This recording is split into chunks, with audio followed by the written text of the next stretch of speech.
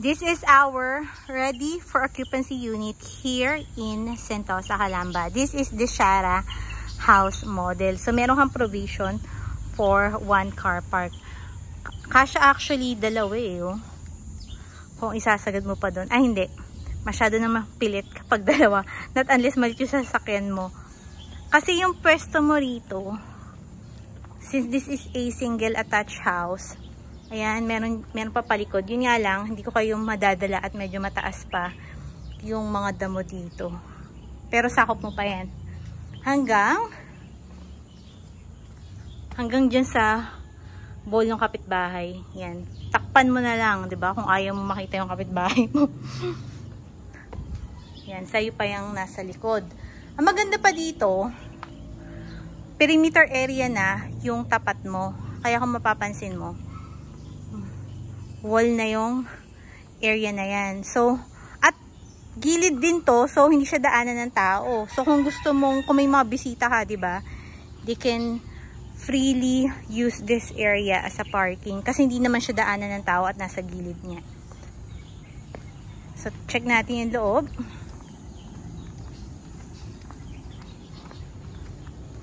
Tahimik pa. Wala kang kapitbahay sa harap eh. So, ito ang ating ground area. Yung lot area nito is 110 square meter. Then, yung floor area niya ay nasa 80 square meter. So, yan. Dito mo na pwedeng ilagay yung iyong sala. Then, since ito yung kitchen, maganda dito ilagay yung dining. So, medyo mataas nga yung ating mga damo sa likod. So, hindi ko muna kayo tour. Ayan o. Yan. Diyan. From there, sakop mo pa yan. Lagyan mo na lang ng bakod kung ayaw makita yung kapitbahay mo. So, check natin yung second floor.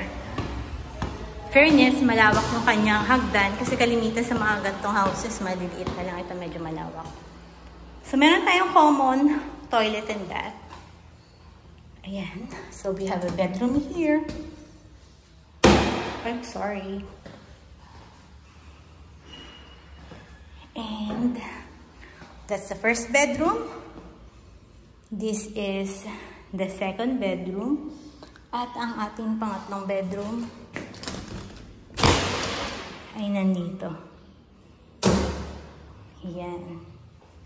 So that's it. If you need a sample computation of this property, just message me.